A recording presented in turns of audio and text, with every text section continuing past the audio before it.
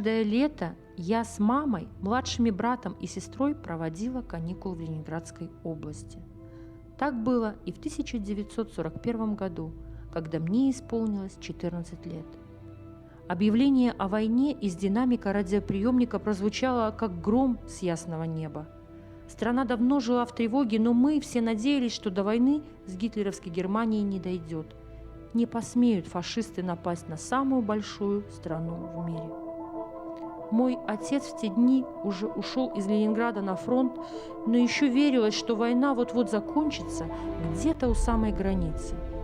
Но совсем скоро мама получила похоронку, письмо от командира: «Ваш муж геройски погиб во время атаки».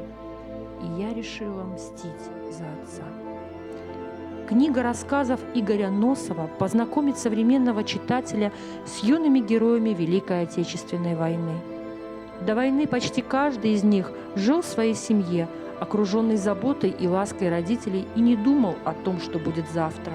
Так же, как и мы, они мечтали, дружили, любили, так же, как и мы, верили в счастливое будущее. Настоящий подвиг не имеет возраста.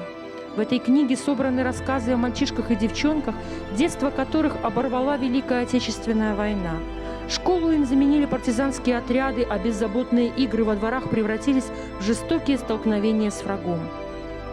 Несмотря на юный возраст, они с непоколебимой решимостью сражались за Родину и за своих близких.